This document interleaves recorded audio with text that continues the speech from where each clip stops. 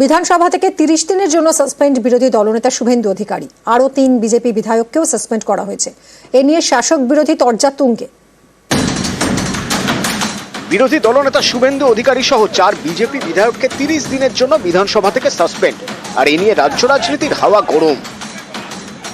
বিজনেসকে আমরা অগ্রাহ্য করেছি, টুকরো টুকরো করেছি ছিঁড়ে, এবং আমরা সেটা উড়িয়ে দিয়ে 10 মিনিটের বিক্ষোভ করে বাইরে বেরিয়ে এসেছি। তারপরেই আগে থেকে সাজানো প্লট অনুযায়ী বিরোধী দলনেতাকে টার্গেট করে আমি ওয়েলে নেমেছি, কিন্তু বঙ্কিম ঘোষ বা অগ্নিমিত্রা পাল ওয়েলে নামেনি, তাদেরকেও সাসপেন্ড করা হয়েছে।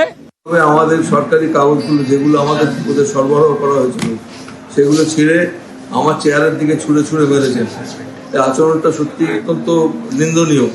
সেই মর্মে আজকে একটা মোশন এনেছেন আমাদের শ্রী নির্মল ঘোষ। ওদের এই আচরণের জন্য ওদের 30 দিন, আগামী 30 দিন বা সেশন শেষ হওয়া পর্যন্ত সাসপেন্ড করা হোক, সেটা আমরা ভোটে দিয়েছিলাম। এটা ক্যারেড হলো এবং accordingly they are suspended for 30 days. রাজ্যে সরস্বতী পুজোয় বাধা দেওয়া হয়েছে, এই অভিযোগে সোমবার বিধানসভায় মুলতবি প্রস্তাব আনেন বিজেপির মহিলা বিধায়করা। এই প্রস্তাব পাঠ করেন বিজেপি বিধায়ক অগ্নিমিত্রা পল। প্রস্তাব পাঠ করতে দিলেও এ নিয়ে আলোচনার অনুমতি দেননি স্পিকার। প্রতিবাদে বিজেপি বিধায়করা বিক্ষোভ শুরু করেন। ওয়েলে নেমে কাগজ ছিঁড়ে বিক্ষোভ দেখান শুভেন্দু অধিকারী। অভিযোগ, স্পিকারের চেয়ারের দিকে কাগজ ছোড়া হয়। এ নিয়ে ব্যবস্থা নেওয়ার হুঁশিয়ারি দেন স্পিকার। তখন ওয়াকআউট করেন বিজেপি বিধায়করা।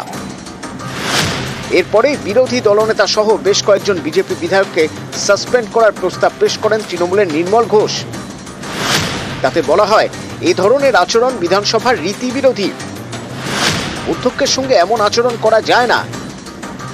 এই প্রস্তাবের ভিত্তিতে 30 দিনের জন্য বিধানসভা থেকে সাসপেন্ড করা হয় বিরোধী দলনেতা সহ 4 বিজেপি বিধায়ককে। শুভেন্দু অধিকারী ছাড়াও 30 দিনের জন্য সাসপেন্ড করা হয়েছে 3 বিজেপি বিধায়ককে।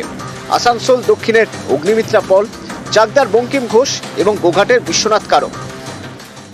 বিধানসভায় একটু আধটু বিক্ষোভ, চিৎকার চেঁচামেচি হয়েই থাকে। শুভেন্দু যেটা করলো বা তার লোকেরা যেটা করলো, সেটা স্পিকারের চেয়ারের দিকে ছুটে গিয়ে মানে হেঁটে গিয়ে কাগজগুলো ছুঁড়ে দিলেন ওনার দিকে।